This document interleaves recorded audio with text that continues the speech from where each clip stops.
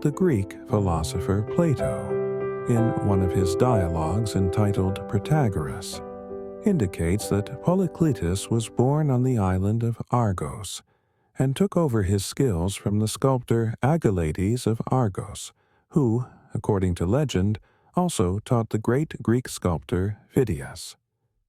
Polycletus was the founder of the Peloponnesian school. About 20 of his students are known in the history of art. To appreciate the skill of this sculptor, it is necessary first to return to the Archaic period, which was still influenced by the culture of ancient Egypt. At that time, sculptures were built strictly symmetrically around the central axis. The left part was almost a complete reflection of its right part. And since the sculptures were created for cult purposes and depicted gods or demigods carrying themselves to the world, their hands were pressed against their bodies so that nothing would interfere with bringing themselves more clearly to those who listen. The body parts were expressed very conditionally.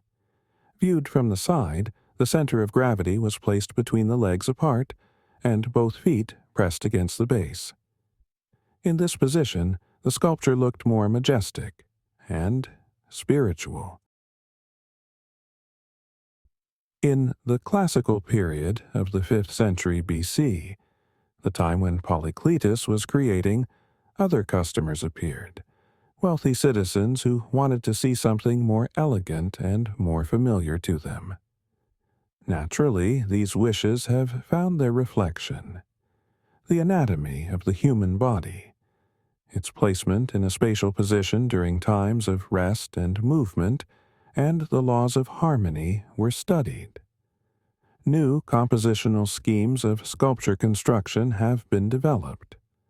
Unlike the archaic, sculptures were based on the principle of chiasm, when the weight of the body was transferred to the supporting leg, and the lines of the hip and shoulder girdle intersected in space.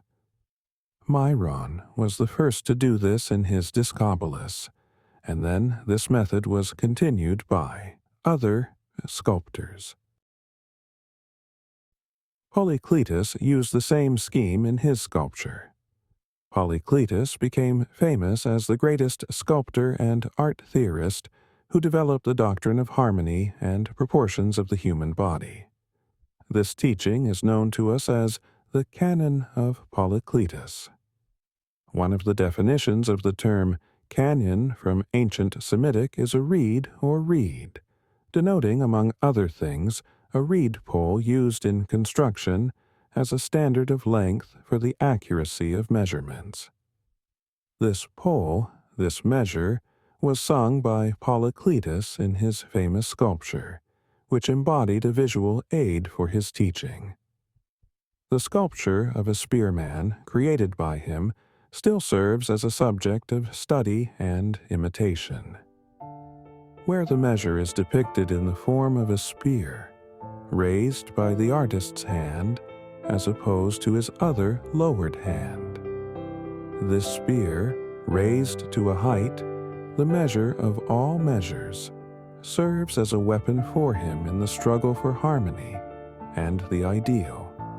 His supporting foot firmly standing on the platform symbolizes the victory and self-affirmation of the Creator in an uneasy battle with himself and with the circumstances that arise.